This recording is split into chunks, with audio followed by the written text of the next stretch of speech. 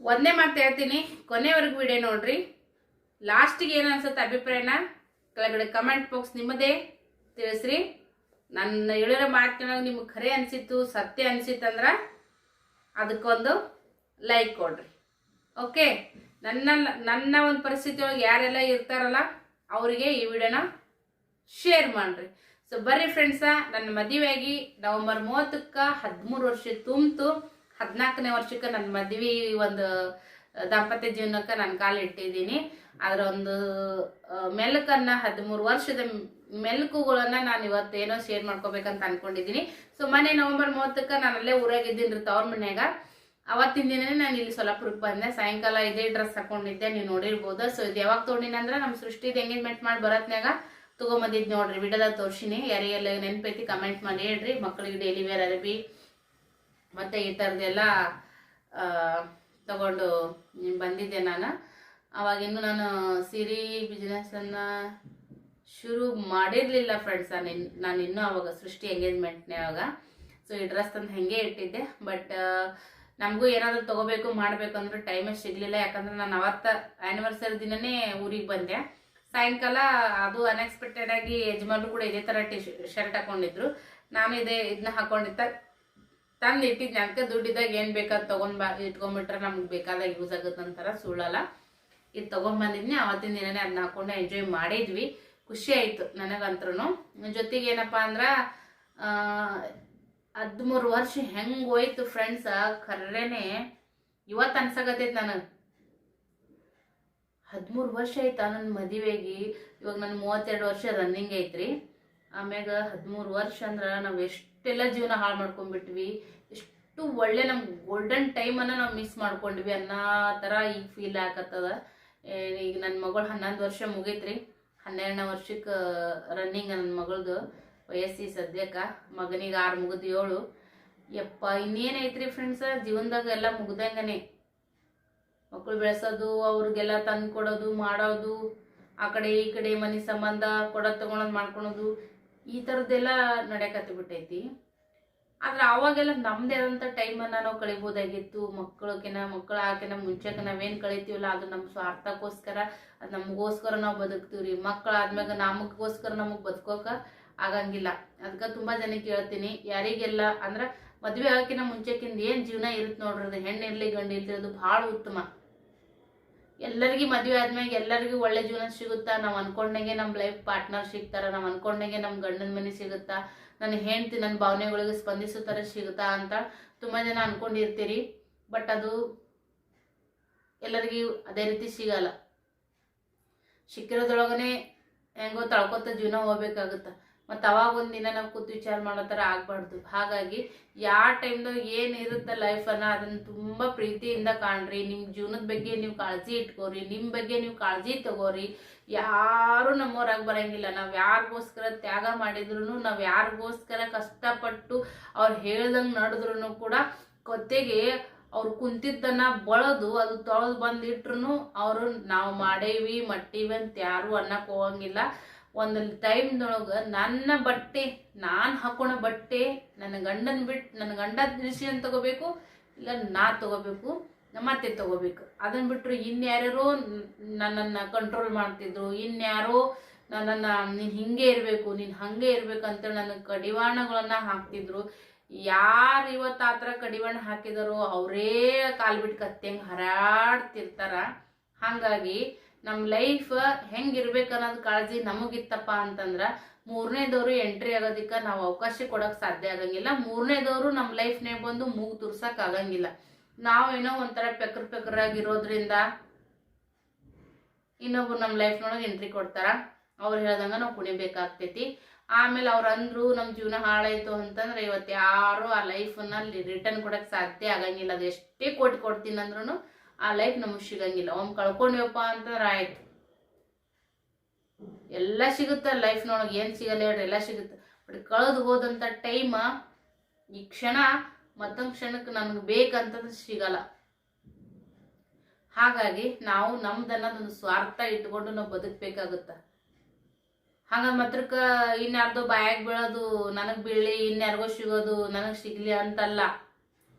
ಇವತ್ತು ನನ್ನ ಲೈಫ್, ಇವತ್ತು ನನ್ನ ಬರ್ತಡೇ ಐತಿ, ಇವತ್ತೊಂದು ಒಳ್ಳೆ ಬಟ್ಟೆ ಹಾಕೋಬೇಕು, ಇವತ್ತೊಂದು ಒಳ್ಳೆ ಊಟ ಮಾಡ್ಬೇಕು, ಇವತ್ತೊಂದು ದೇವಸ್ಥಾನಕ್ಕೆ ಹೋಗ್ಬೇಕಂತ ಅನ್ಕೊಂಡ್ರ ಹೋಗ್ಬರ್ರಿ. ಅದಕ್ಕೆ ಯಾರ ಅಪ್ಪನ ಅಪ್ಪಣೆ ತಗೊಳ್ಳೋ ಅವಶ್ಯಕತೆ ಇಲ್ಲ. ಯಾಕಂದ್ರೆ ಅದು ತಪ್ಪಲ್ಲ,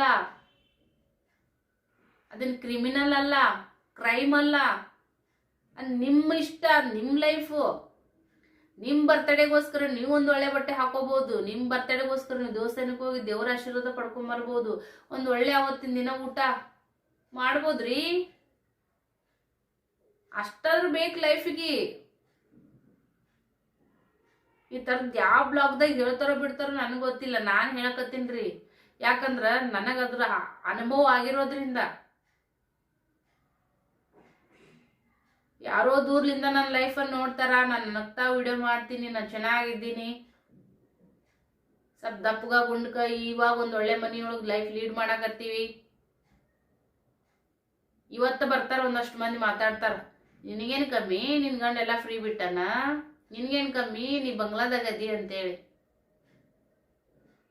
ನಾ ಕಷ್ಟದಾಗಿದ್ದಾಗ ಯಾರು ನನಗೆ ಬಂದು ಎರಡು ಒಳ್ಳೆ ಮಾತು ಮಾತಾಡೋರು ಇಲ್ಲ. ನಿನ್ಗೇನು ಕಮ್ಮಿ ಅಂದ್ರೆ ಯಾರೇನು ಕೊಟ್ಟು ನಡೆಸ್ತಾರೇನ್ರಿ? ಯಾರೇನು ಕೊಟ್ಟು ನಡೆಸ್ಯಾರ ನನಗ ಅನ್ನೋರು? ಅಯ್ಯೋ ನೀವು ಒಳ್ಳೆ ಮನೆಗದಿ ಅಂದ್ರೆ ನಮ್ಮ ಅತ್ತಿ ಮಾವು ಇಟ್ಟಿದ್ ಮನೆಯೊಳಗ ನಮ್ಮ ಅತ್ತಿ ಕಟ್ಟಾಳ, ನಮ್ಮ ಮಾವು ಕಟ್ಟಿಟ್ಟನ ಸೊಸಿ ಬರ್ತಾಳ ಅಂತೇಳಿ ನಮ್ಮ ಜೀವನಕ್ಕೆ ಏನ್ ಬೇಕು ನಾವು ಮಾಡ್ಕೊಳಕತ್ತೀವ್ರಿ ಫ್ರೆಂಡ್ಸ್. ಅದನ್ನು ಕೆಲವು ಜನ ಸಹಿಸಂಗಿಲ್ಲ, ಮೊಟ್ಟಿ ಹುರ್ಕೊಂಡ್ ಸಹಿತಾರ. ರೆಟ್ಟು ಹುರ್ಕೋತಾರ, ಇನ್ನಷ್ಟು ಉರ್ಸಷ್ಟು ದೇವ್ರು ನನ್ನ ಕೆಪಾಸಿಟಿ ಕೊಡ್ಲಿ. ಅವ್ರ ಇದ್ರಿಗಷ್ಟು ಲರ್ಜರಿ ಲೈಫನ್ನ ಲೀಡ್ ಮಾಡೋಷ್ಟು ತಾಕತ್ತು ಆ ರಾಯರ ಆಶೀರ್ವಾದ, ನಿಮ್ಮೆಲ್ಲರ ಆಶೀರ್ವಾದ ನಂಗೆ ಸಿಗಲಂತ ನಾ ಬೇಡ್ಕೋತೀನಿ. ಆದ್ರೆ ಯಾವ ಟೈಮ್ನೊಳಗೆ ನನಗೆ ಒಂದು ಕಷ್ಟ ಅಂತ ಬಂದಿತ್ತು, ಅವಾಗ ಯಾರು ನನ್ನ ಬಗ್ಗೆ ನರಳಿಲ್ಲ ಅನ್ನೋರು ಅಷ್ಟೇ. ಅವ್ರಿಗಷ್ಟೇ ಒಂದು ಅನುಭವದ ಮಾತಂತೇಳಿ ಹೇಳಕತ್ತೀನಿ ಅಷ್ಟೇ ನಾನು ಇವಾಗ. ಇನ್ಯಾರನೋ ನಾನು ತಪ್ಪಾಗಿ ಅದನ್ನು ಬಿಂಬಿಸೋಕ್ಕೋಸ್ಕರನೋ ಇಲ್ಲ ನಾನು ಫುಲ್ ಇನ್ನೋಸೆಂಟ್ ಅಂತ ಅನ್ನೋ ತೋರಿಕೆಗೋಸ್ಕರ ನಾ ಈ ವಿಡಿಯೋ ಮಾಡಕತ್ತಿಲ್ಲ. ಆದ್ರೆ ನನಗೊಂದು ಅನುಭವ, ನನ್ನ ಚಾನಲ್ದೊಳಗೆ ನನ್ನ ಲೈಫ್ ಲೀಡ್ ಹೆಂಗೈತಿ ಅದು ನಾನು ವ್ಯಕ್ತಪಡಿಸ್ಕೊತ ನನ್ನ ಚಾನಲನ್ನು ಲೀಡ್ ಮಾಡೋದ್ರಿಂದ, ಈ ಚಾನಲ್ ನಡೆಸೋದ್ರಿಂದ ಒಂದಷ್ಟು ಅನುಭವ ಅಂತಂದ್ರೆ ಒಂದು ಕಂಟೆಂಟ್ ಬೇಕು. ನನ್ನದೇ ಆದಂಥ ಕಂಟೆಂಟ್ ಇಟ್ಕೊಂಡು ನಾ ಬ್ಲಾಗ್ ಮಾಡತ್ತೀನಿ. ಇನ್ಯಾರದು ಲೈಫ್ ಲೀಡು ಮಾಡೋದನ್ನು ನಾನು ತೋರಿಸ್ತಾ ಇಲ್ಲ. ಆ ಉದ್ದೇಶದಿಂದ ನಾನು ಹೇಳಕ್ಕೆ ಹೋದ್ರೆ 13 ವರ್ಷದ ಜರ್ನಿ ನನಗೆ ಭಾಳ ಖುಷಿ ಕೊಟ್ಟಿದ್ದು ಕಡಿಮೆ. ಆದ್ರೆ ನೋವುಗಳು ಏನು ಬಂದಿದ್ದಾವಲ್ಲ ಅದರಿಂದ ಏನು ಲಾಸ್ ಆಗಿಲ್ಲ, ಜೀವನ ಭಾಳ ಪಾಠ ಕಲಿಸೈತಿ. ಆ 13 ವರ್ಷದೊಳಗೆ ಒಂದಷ್ಟು ಜನ ಬಂದರು ಹೋದರು. ಅವ್ರು ಬಂದು ಹೋದವ್ರು ಹಂಗೆ ಹೋಗ್ಲಿಲ್ಲ. ನನಗೆ ಜಗ್ಗಿ ಜೀವನದಾಗ ಜೀವನದ ಅರ್ಥ, ಆ ಮನುಷ್ಯರ ಮುಖವಾಡಗಳು ಎಲ್ಲ ರೀತಿಯಿಂದನೂ ಕಲಿಸೋಗಿದ್ದಾರೆ. 13 ವರ್ಷ ಅಂದ್ರೆ ಏನು ಕಡಿಮೆ ಅಲ್ರಿ ಫ್ರೆಂಡ್ಸ್. 13 ವರ್ಷ ಅಂದ್ರೆ ಏನ್ರಿ? ನನ್ನ ವಯಸ್ಸು 32. ಎಷ್ಟೋ ಜನ 30 ವರ್ಷಿಗೆ ಮದುವೆ ಮಾಡ್ಕೊಂಡು ಎಷ್ಟು ಲರ್ಜರಿ ಲೈಫನ್ನು ಲೀಡ್ ಮಾಡ್ತಾರೆ. ಬಟ್ ನಮ್ಗದು ಅವಕಾಶ ಇಲ್ಲ, ಸಿಗಲಿಲ್ಲ. ಯಾಕಂದ್ರೆ ನಾವು ನಮ್ಮ ಬಗ್ಗೆ ವಿಚಾರಣೆ ಮಾಡಲಿಲ್ಲ. ನಮ್ಮ ಯಜಮಾನ್ರು ಅಷ್ಟೇ ಒಂಥರ ಅವರು ಹಳೆ ಕಾಲದ ಮನುಷ್ಯ ಇದ್ದಂಗೆ ರೀ. ಅವರು ಇವತ್ತಿಗೂ ಅವ್ರು ಅಷ್ಟೇ ಅದ. ನೀವು ನೋಡ್ತಿರ್ತೀರಿ ಬ್ಲಾಗ್ದೊಳಗೆಲ್ಲ ಅವ್ರು ಹೆಚ್ಚು ಬರಲ್ಲ. ಅವ್ರಿಗೆ ಒಂದು ಸೆಲ್ಫಿನೂ ಕೂಡ ತಗೊಳಕಷ್ಟು ಇದು ಅನ್ಸಂಗಿಲ್ಲ ರೀ ಫ್ರೆಂಡ್ಸ್. ಅವ್ರ ಕೈಯಾಗ ಫೋನ್ ಕೊಟ್ಟರು ಒಂದು ಸೆಲ್ಫಿ ಆದ್ರೂ ಚಂದ ತೆಗಿ ಅಂದ್ರೂ ಅವ್ರಿಗೆ ಮೊಬೈಲು ಫೋಟೋ ಈ ಥರದ್ದೆಲ್ಲ ಹುಚ್ಚು ಭಾಳ ಕಡಿಮೆ ಅವ್ರಿಗೆ, ನಮ್ಮ ಯಜಮಾನ್ರಿಗೆ. ಎಲ್ಲದ್ರಾಗೂ ಏನೋ ಒಂದು ದುಡಿಬೇಕು, ಹೋಗ್ಬೇಕು, ತಿನ್ಬೇಕು, ಇದೇ ಥರದ್ದು ಮನುಷ್ಯ ಅವರು. ಬಟ್ ನಾನು ಅನ್ನೋದು ಒಂಚೂರು ನಮ್ಮ ಯಜಮಾನ್ರು ಕಡಿಮೆ. ಆ ಒಂದು ವ್ಯಕ್ತಿತ್ವ ಏನೈತ್ಲಾ ಅದರಿಂದ ನನಗೆ ಪೆಟ್ಟು ಬಿತ್ತು. ಒಂದು ಹೆಂಡತಿ ಬಂದಿದ್ದಾಳಪ್ಪ ಅಂತಂದ್ರೆ ಇವಾಗ ನಾನೇ ಆಗಲಿ ಯಾರೇ ಆಗಲಿ ಎಲ್ಲ ಹೆಣ್ಮಕ್ಳ ಜೀವನನೂ ಕೂಡ ಅಷ್ಟೇ. ಎಲ್ಲರೂ ಉದ್ದೇಶ ಇಟ್ಕೊಂಡೇ ಹೇಳಕತ್ತೀನಿ ನಾನು. ನಮ್ಮ ಲೈಫ್ ಪಾರ್ಟ್ನರ್ ಅಂತ ಏನು ಬಂದಿರ್ತಾರೆ ನೋಡ್ರಿ, ಅವರು ಅದು ಬಡವನೋ ಶ್ರೀಮಂತನೋ, ಅದು 100 ದುಡಿತಾನೋ 1000 ದುಡಿತಾನೋ ಲಕ್ಷ ಗಳಿಸ್ತಾನೋ ಅದು ಮ್ಯಾಟರ್ ಹೌದು. ಜೀವನಕ್ಕೆ ಅದು ಕೂಡ ಬೇಕು, ಇಲ್ಲ ಅನ್ನಂಗಿಲ್ಲ. ಅದು ಸ್ವಭಾವ ಏನಿರ್ತೈತಿ ನೋಡ್ರಿ, ಯಾವುದೇ ಕಾರಣಕ್ಕೂ ಕೂಡ ಹೆಂಡತಿಯನ್ನ ಬಿಟ್ಕೊಡೋದು ಇಲ್ಲ, ಯಾರೋ ಏನೋ ಒಂದು ಫ್ಯಾಮಿಲಿ ಒಳಗೆ ಅಂತಿರ್ತಾರ ಹೆಂಡತಿ ತಪ್ಪಿಲ್ಲ ಅಂತಂದ್ರು ಕೂಡ ಆ ಹೆಂಡತಿಗೊಂದು ನಿಂದನೆ ಮಾಡ್ತಿರ್ತಾರ. ಆ ಹೆಂಡತಿಗೆ ಇನ್ನೊಬ್ರು ಯಾರೋ ಕಂಟ್ರೋಲ್ದಾಗ ತೊಗೊಳಕ್ ಪ್ರಯತ್ನ ಮಾಡ್ತಿರ್ತಾರಂದ್ರ ಅವಾಗ ಒಂದು ಸ್ಟ್ಯಾಂಡ್ ತಗೋಬೇಕು. ಯಾಕ ಅನ್ನೋ ಒಂದು ಸ್ವಭಾವ ಐತಪ್ಪ ಅಂದ್ರೆ ಹೆಂಡತಿಗೆ ಏನೋ ಹೋಗಂಗಿಲ್ಲ. ಅದನ್ನ ಬಿಟ್ಟು ಊರ್ ಮಂದಿದೆಲ್ಲ ಮಾಡಿ ಮತ್ತೇನೋ ಒಂದು ಮಾತು ಅನ್ಸ್ಕೊಂಡು ಮತ್ತು ಯಾರೋ ಏನೋ ನಮ್ಗೊಂದು ನೋವು ಕೊಡ್ತಾರ, ಗಂಡನೂ ನಮ್ಗೆ ಅದ್ರ ಬಗ್ಗೆ ಯಾಕೆ ಅನ್ನಂಗಿಲ್ಲ, ಹೋಗಲಿ ಬಿಡು ನಾನು ನಿನ್ನ ಜೊತೆಗೆ ಅದಿನೋ ಒಂದು ಸಾಂತ್ವನದ ಮಾತು ಹೇಳಂಗಿಲ್ಲ ಅಂತ ಅಂದಾಗ ಆ ಹೆಣ್ಮಗಳ ಜೀವನ ನರಕ ಯಾತನೆ. ಅದು ಯಾರು ಅನುಭವಿಸಿ ಇರ್ತಾರ ನೋಡ್ರಿ, ಅದು ಅವ್ರಿಗೆ ಗೊತ್ತಾಗುತ್ತ. ಈಗ ಒಬ್ಬೊಬ್ರು ಏನೇನೋ ಮಾತಾಡ್ತಾರ, ಬಟ್ ಅದಕ್ಕೆಲ್ಲ ನಾನು ಕಿಮ್ಮತ್ತೆ ಕೊಡಲ್ಲ ಏನ್ರಿ ಸದ್ಯಕ್ಕೆ. ಯಾಕೆ ಗೊತ್ತಾ, ನೀರಲ್ಲಿ ಇರೋರ್ಗಷ್ಟೇ ಅದ್ರ ಆಳ ಗೊತ್ತಾಗೋದು, ದೂರ್ಲಿಂತ ನೋಡೋರಿಗೆ ಗೊತ್ತಾಗಲ್ಲ. ನಾವೇನು ಅನುಭವಿಸ್ತೀವಿ, ನಮ್ಮ ಮನೆ ಪರಿಸ್ಥಿತಿ ಏನು, ಈ ಮನೆಯೊಳಗಿನ ಬುದ್ಧಿಗಳು, ಮನ್ಯಾಗ ಮನುಷ್ಯರಂತ ಇರ್ತಾರಲ್ಲ ಇವ್ರ ಬುದ್ಧಿ, ಇವ್ರ ಬಿಹೇವಿಯರ್, ಇದೆಲ್ಲ ನೋಡ್ತಾ ಇರೋರು ಅನುಭವಿಸ್ತಾ ಇರೋರು ನಾವಾಗಿರ್ತೀವಿ. ಹಾಗಾಗಿ ಅದ್ರ ಬಗ್ಗೆ ನಮಗೆ ಗೊತ್ತಿದ್ದಷ್ಟು ಇನ್ನೊಬ್ರಿಗೆ ಗೊತ್ತಿರಂಗಿಲ್ಲ. ನೀವು ಹೊರಗಡೆ ಕಾಮನ್ ಆಗಿ ನೋಡೋದು ಬೇರೆ, ಮನ್ಯಾಗ ಯಾರು ನಾಲ್ಕು ಗೋಡೆಗಳ ಮಧ್ಯೆ ಏನು ಅನುಭವಿಸ್ತಿರ್ತಾರೆ ನೋಡ್ರಿ, ನಾಲ್ಕು ಗೋಡೆಗಳ ಮಧ್ಯೆ ಏನಾದ್ರೂ ಸ್ವಭಾವ ತೋರಿಸ್ತಿರ್ತಾರಲ್ಲ, ಆ ವ್ಯಕ್ತಿತ್ವನ ಪ್ರದರ್ಶನ ಮಾಡ್ತಿರ್ತಾರಲ್ಲ, ಅವ್ರ ಜೊತೆಗೆ ಯಾರು ಇರ್ತಾರದು ಅವ್ರಿಗೆ ಅಷ್ಟೇ ಗೊತ್ತಿರ್ತೈತಿ. ನೋಡೋರಿಗೆ ಅದ್ರ ಬಗ್ಗೆ ಐಡಿಯಾನು ಇರಂಗಿಲ್ಲ. ಅದಕ್ಕೆ ಹೇಳೋದು, ಯಾರ್ದ ಲೈಫ್ ನೋಡಿದಟ್ಟು ಸುಲಭ ಇರಂಗಿಲ್ಲ, ಯಾರನ್ನು ಕೂಡ ನೋಡಿ ಅಳಿಬಾರ್ದು ಅಂತೇಳಿ. ನನಗೇನು ಹೆಚ್ಚಿನ ಖುಷಿ ಅನ್ನೋದು ಈ 13 ವರ್ಷನೊಳಗಿಲ್ಲ. ಬಟ್ ಅದನ್ನ ಈ 26ನೇ ಇದ್ರೊಳಗೆ ನಾನು ನೆನೆಸ್ಕೊಳಕೂ ಇಷ್ಟಪಡಂಗಿಲ್ಲ. ಒಂದು ಅನುಭವದ ಮಾತಂದ್ರೆ ಅವಾಗ ಅನ್ನಷ್ಟು ವಿಡಿಯೋದಾಗ ಹಿಡ್ಕೊಂತಿರ್ತೀನಿ. ಆದ್ರೆ ಯಾರೂ ನಿಮ್ಮ ಜೀವನವನ್ನ ವೇಸ್ಟ್ ಮಾಡ್ಕೊಳಕ್ ಹೋಗ್ಬೇಡ್ರಿ, ನಿಮ್ಮ ಟೈಮ್ ವೇಸ್ಟ್ ಮಾಡ್ಕೊಳೋದಕ್ಕೆ ಹೋಗ್ಬೇಡ್ರಿ. ಹೋದ ಟೈಮ ಮತ್ತೆ ಮರಳಿ ಸಿಗಂಗಿಲ್ಲ. ನೀವು ಯಾರಿಗೋಸ್ಕರನೋ ತ್ಯಾಗಗಳನ್ನ ಮಾಡ್ತೀವಪ್ಪ ಅಂದ್ರೆ ನಿಮ್ಗರ ಏನು ತ್ಯಾಗ ಮಿಹಿ ಅಂತೇಳಿ ನಿಮ್ಗೇನು ಹಾರಾಕಿ ಕಿರೀಟ ಇಟ್ಟು ಶಾಲ್ ಬಚ್ಚಿ ನಿಮ್ಗೆ ಯಾರು ಸನ್ಮಾನ ಮಾಡಂಗಿಲ್ಲ. ನಿಮ್ಮ ವಯಸ್ಸು ಎಷ್ಟೇ ಇರಲ್ಲಕ್ಕ. ಇವತ್ತಿಲ್ಲಿಂದ ನಾನು ನಿಜವಾಗ್ಲೂ ನನಗೋಸ್ಕರನೂ ಕೂಡ ನಾನು ಬದುಕಬೇಕನ್ನೋದು ಇತ್ತೀಚೆಗೆ ನನಗೆ ಯಾಕೋ ಅದ್ರ ಬಗ್ಗೆ ಜಾಸ್ತಿ ಒಲವು ಮಾಡಕತ್ತೈತಿ. ಯಾಕಂದ್ರೆ ಅದನ್ನ ನಮ್ಮ ಕೈಯಾಗ ಇದ್ದಾಗ ನಾವು ನಮ್ಗೆ ಕಳ್ಕೊಂಡಾಗನೇ ಅದ್ರ ವಸ್ತು ಬೆಲೆ ಗೊತ್ತಾಗೋದು. ವಸ್ತು ಹೆಂಗ್ ಆ ವಸ್ತು ನಮ್ಮ ಹತ್ರ ಇರುವಾಗ ಹೆಂಗ್ ನಮ್ಗೆ ಅದ್ರ ಬೆಲೆ ಗೊತ್ತಾಗಲ್ಲ, ಅದನ್ನ ಕಳ್ಕೊಂಡ್ಮ್ಯಾಗ ಹೆಂಗ್ ಗೊತ್ತಾಗುತ್ತಾ, ಹಂಗ ನನಗೆ ಟೈಮ್ ನನ್ನ ಹತ್ರ ಇದ್ದಾಗ ನನಗೆ ಆ ಟೈಮಿನ ಬೆಲೆ ಗೊತ್ತಾಗಲಿಲ್ಲ. ಆ ಟೈಮ್ ಕಳೆದು ಬಂದು ಬಿಟ್ಟಿನಿ. ಈಗ ಅದ್ರ ಬೆಲೆ ಗೊತ್ತಾಗಕತ್ತೈತಿ. ಯಾಕಂದ್ರೆ ನನಗೂ ಏನೇನೋ ಭಾವನೆಗಳು ಇದ್ದು, ನಾನು ಹೆಣ್ಣಲ್ಲೇನು, ನನಗೂ ಭಾವನೆಗಳು ಇರಲ್ಲೇನು, ಎಲ್ಲ ಭಾವನೆಗಳು ಇದ್ರೂ ಕೂಡ ಅಯ್ಯೋ ರೀ ನನ್ನ ಒಂದು ಸಹಜವಾಗಿ ಒಂದು ದೇವಸ್ಥಾನಕ್ಕೆ ಹೋಗಿ ಬರ್ತೀನಿ ಅಂದ್ರೆ ನನಗೆ ಹೋಗ್ಬಿಟ್ಟಿಲ್ರಿ. ಅವ್ರ ಜೊತೆಯಾಗಿ ನಾವು ಗಂಡ ಇಂತ ಒಂದು ದೇವಸ್ಥಾನಕ್ಕೆ ಹೋಗಿ ಬರ್ತೀವಿ ಅಂದ್ರೂ ಕೂಡ ಹೋಗ್ಬಿಟ್ಟಿಲ್ಲ. ಮೂಗು ಮೊರೆಯೋದು, ಮಾರು ಉಬ್ಬಿಸೋದು, ಈ ಥರದ್ದೆಲ್ಲ ಚೀಪಾಗಿ ಹೆಂಗೆ ನಡ್ಕೋತಾವ್ರು ನಮ್ಗೆ ಗೊತ್ತಾಗಂಗಿಲ್ಲ ಫ್ರೆಂಡ್ಸ್. ಬಟ್ ಇವಾಗ ಅದೆಲ್ಲ ಆ ಥರದ್ದು ಜನರೂ ಕಡಿಮೆ ಅಂತ ಅನ್ಕೋತೀನಿ. ಅಂದ್ರೂ ಅಲ್ಲೊಬ್ರು ಇಲ್ಲೊಬ್ರು ಇರ್ತಾರ, ಅಂತವಕ್ಕೇನು ಮಾಡೋಕ್ಕಾಗಲ್ಲ. ಅವ್ರದ್ದಾದ್ರಷ್ಟೇ ಲೈಫ್, ಅವ್ರದ್ದಾದ್ರಷ್ಟೇ ಜೀವನ, ಅವ್ರಿಗಾದ್ರಷ್ಟೇ ನೋವು, ಇನ್ನೊಬ್ರಿಗಾದ್ರದ್ದು ನೋವಿಲ್ಲ. ಇನ್ನೊಬ್ರಿಗೆ ಏನು ಬೇಕಾದ್ರೂ ಅನ್ಬೋದು, ಇನ್ನೊಬ್ರಿಗೆ ಏನು ಬೇಕಾದ್ರೂ ಮಾಡ್ಬೋದು. ತಮಗ ಒಂದು ರಿಪೀಟ್ ಹೊಡಿತಂದ್ರೆ ಅವಾಗ ಹೆಂಗೆ ಬ್ಯಾನ್ ಆಗುತ್ತಲ್ಲ, ಹಂಗೆ ಇನ್ನೊಬ್ರಿಗೂ ಆ ಥರದ್ದು ಮನಸ್ಸು ಇರುತ್ತೆ, ಆ ಥರದ್ದು ನೋವಾಗುತ್ತೆ ಅಂತೇಳಿ ಕೆಲವೊಬ್ರು ಅರ್ಥ ಮಾಡ್ಕೊಳಂಗಿಲ್ಲ. ಅವ್ರು ಅರ್ಥ ಮಾಡ್ಕೊಂಡು ನಡೀತಾರಂತೇಳಿ ತಿಳ್ಕೊಂಡು ನಾವೇನು ಅರ್ಥ ಮಾಡ್ಕೊಂಡಿರ್ತೀವಿ ನೋಡ್ರಿ, ಮೊದ್ಲ ಬುದ್ಧಿಗಳು ನಾವೇ ಇರ್ತೀವಿ. ಹೌದಾ? ಹಾಗಾಗಿ ನಿಮ್ಮ ಒಂದು ಜೀವನ ಏನು ಇರ್ತೈತಿ ನೋಡ್ರಿ, ಅದನ್ನ ನೀವು ಅನುಭವಿಸ್ರಿ. ಇನ್ನು ಒಂದು ಮನೆ ಅಂತಂದ್ಮೇಲೆ 4 ಮಂದಿ ಇರ್ತಾರ, 4 ಥರದ್ದು ಮಾತುಗಳು ಬರ್ತಾವ, 4 ಥರದ ಮಾತುಗಳು ಹೋಗ್ತಾವ, ಅದು ಬೇರೆ.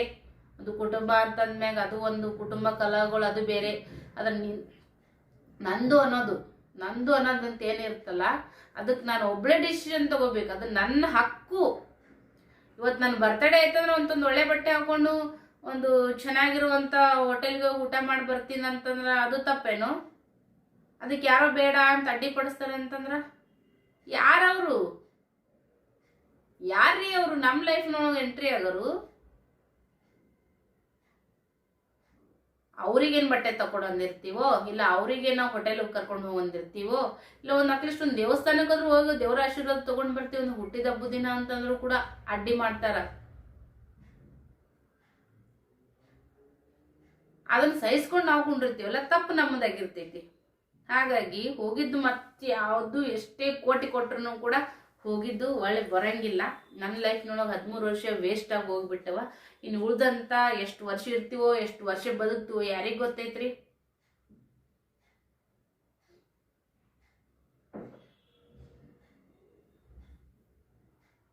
ಖುಷಿಯಾಗಿರ್ಬೇಕಷ್ಟೇ. ನಾನು ಇವತ್ತೆಷ್ಟು ದುಡಿತೀನಿ, ಆದ್ರೂ ಕೂಡ ನನಗೋಸ್ಕರ ಏನಾದರೂ ಎತ್ತಿ ಇಟ್ಕೋಬೇಕಂದ್ರೂ ನನಗದು ಒಲ್ ಬಿಡಪ್ಪ, ಮನೆಗೆ ಹಾಕಿದ್ರಾಯ್ತು, ಮಕ್ಕಳಿಗೆ ಕೊಟ್ರಾಯ್ತು, ಇನ್ನು ಎಲ್ಲೋ ಒಂದು ಹೂಡಿಕೆ ಮಾಡಿದ್ರಾಯ್ತು. ಇವತ್ತು 100 ರೂಪಾಯಿ ಹೂಡಿಕೆ ಮಾಡಿದ್ರೆ ಒಂದು 5 ರೂಪಾಯಿನಾದ್ರೂ ನನಗೆ ಸಿಗುತ್ತಲ್ಲ ಅನ್ನೋದೊಂದು ಹಿಂಗೆ ಅತ್ತೆ ಆಸೆ. ಈ ಸಂಸಾರಗೋಸ್ಕರನೇ ದುಡಿಯಕತ್ತೀನಿ, ಆದ್ರೆ ನನಗೋಸ್ಕರ ನನಗೇನೋ ಒಂದಷ್ಟು ನಂಗೆ ಥಿಂಗ್ಸ್ಗಳು ಬೇಕು. ಈ ಯೂಟ್ಯೂಬ್ಗೂ ನನಗೆ ಸಾಕಷ್ಟು ಇನ್ನೂ ಏನಾನು ತೊಗೊಳೋದು, ಯೂಟ್ಯೂಬ್ ಮಾಡಾಕತ್ತೀನಲ್ಲ, ಅದಕ್ಕೆ ತೊಗೋಬೇಕಂದ್ರೂ ಅದು ಇನ್ಯಾರಿಗೋಸ್ಕರನೂ ಖರ್ಚು ಮಾಡ್ತಾ ಇರ್ತೀನಿ. ಬಟ್ ಇದರಿಂದನೇ ಇನ್ನೊಬ್ರಿಗೆ ಖರ್ಚು ಮಾಡೋ ಅವಕಾಶ ಐತಿ. ಯೂಟ್ಯೂಬ್ದಾಗ ವಿಡಿಯೋ ಹಾಕ್ತೀನಿ, ಸೀರೆ ಬಿಸ್ನೆಸ್ ಮಾಡಾಕತ್ತೀನಿ, ಈಗೆಲ್ಲ ಮಂಗಲಸೂತ್ರಗಳು ತಂದು ಮಾರಾಕತ್ತೀನಿ.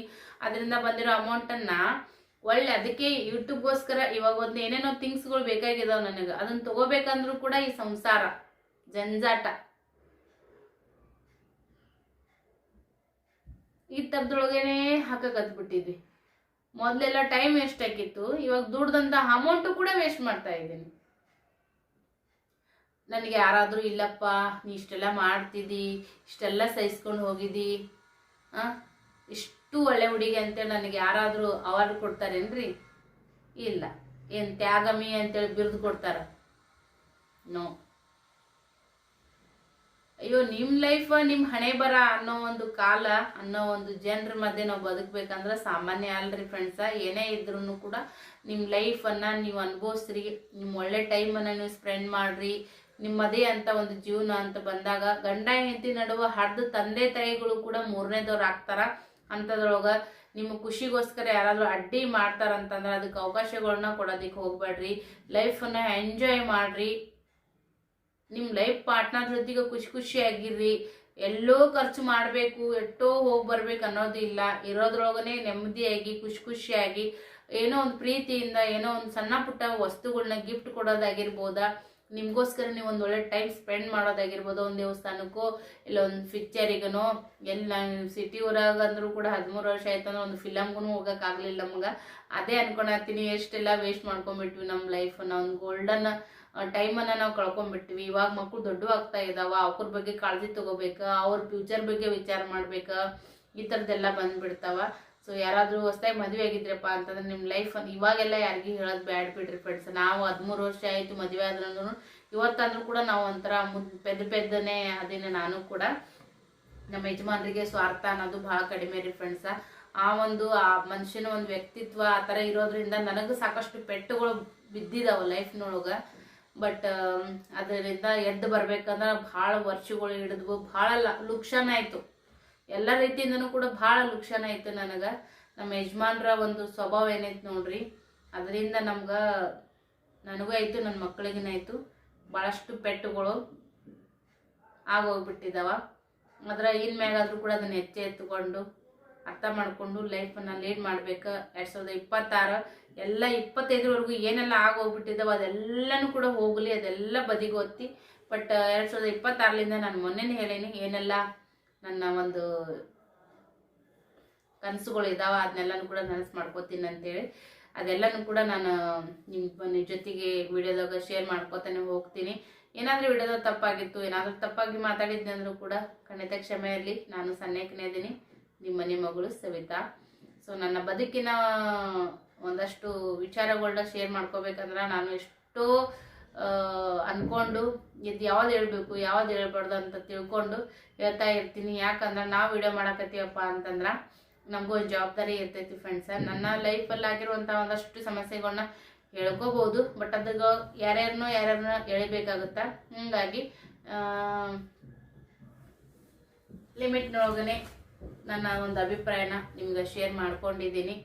ಈ ಇಡೀ ವಿಡಿಯೋ ನೋಡಿದ್ರು ಕೂಡ ಒಂದೇ ಒಂದು ತಿಳಿಯೋದೇನಪ್ಪ ಅಂದ್ರೆ ನಿಮ್ಮ ಬದುಕಿಗೋಸ್ಕರ ನೀವು ಬದುಕ್ರಿ. ಇನ್ಯಾರಿಗೋಸ್ಕರನೋ ಇನ್ಯಾರನ್ನ ಹೆಚ್ಚಗೋಸ್ಕರನೋ ಇನ್ಯಾರಿಗೋಸ್ಕರನೋ ಬದುಕಬೇಡ್ರಿ. ನಿಮಗೋಸ್ಕರ ನೀವು ಬದುಕ್ರಿ, ನಿಮ್ಮವರಿಗೋಸ್ಕರ ನೀವು ಬದುಕ್ರಿ.